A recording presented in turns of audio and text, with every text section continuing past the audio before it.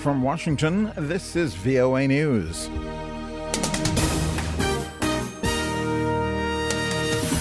A coalition strategy to battle the group calling itself the Islamic State. The Pentagon confirms the death of al-Shabab's leader. I'm Vincent Bruce reporting from Washington. U.S. President Barack Obama's administration is developing a coalition strategy for fighting the group calling itself the Islamic State that involves heavy engagement in Iraq, although the militant group has taken over parts of both Iraq and Syria. U.S. Secretary of State John Kerry and Defense Secretary Chuck Hagel say the formation of a new and inclusive government in Iraq is a critical step in efforts to fight the militant group. The Pentagon has confirmed that U.S. airstrikes in Somalia earlier this week killed the leader of the al-Shabab terrorist group, Ahmed Godane.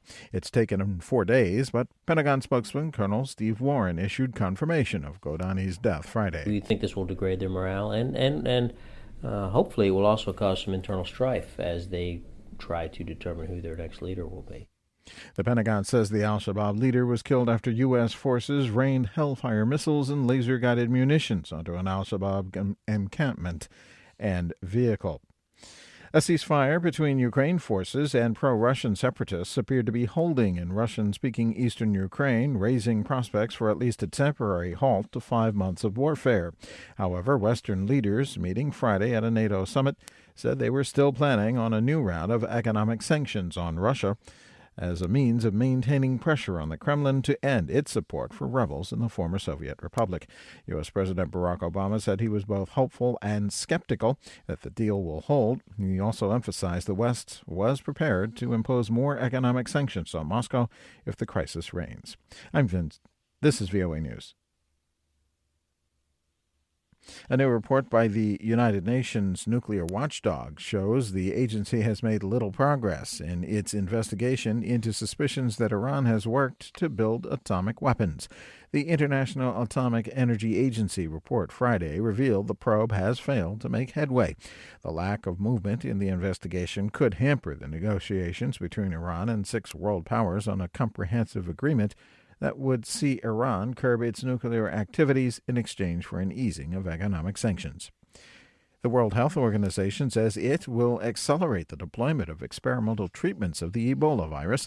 The WHO said Friday survivors' blood can be used immediately to treat those infected with the virus. Studies show that blood transfusions from Ebola survivors might help other patients fight the disease. United Nations Secretary General Ban Ki-moon said Friday the UN is establishing an Ebola crisis center. The goal? Stop the transmission of the virus in affected West African countries within 6 to 9 months. Remember that Ebola can be avoided and controlled. The virus has been contained elsewhere in the past, and we can do it today as well. We know what to do and what needs to be done. Moon spoke at the United Nations. The UN Refugee Agency, UNHCR, says accommodations and supplies for hundreds of thousands of displaced Iraqis must be arranged before the cold weather hits in less than 3 months. Lisa Schlein reports for VOA from UNHCR headquarters in Geneva. The UN Refugee Agency says time is of the essence. It notes winter is approaching fast, and work to reinforce tents and other housing must be accelerated before the snow, rain, and mud add to the misery of hundreds of thousands of people displaced inside Iraq. Iraq currently is sweltering under average temperatures of 40 degrees Celsius. In less than 3 months, temperatures will dip to below 10 degrees Celsius and the rains will begin. The UNHCR says its winterization program is off to a late start because of the multiple crises which keep cropping up in this conflict-ridden country. Lisa Schlein for VOA News, Geneva.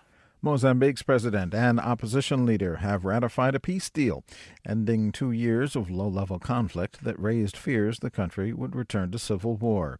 President Armando Guebuza and opposition chief Alfonso da Gama affixed their signatures to the deal Friday at a ceremony in the capital, witnessed by diplomats and journalists.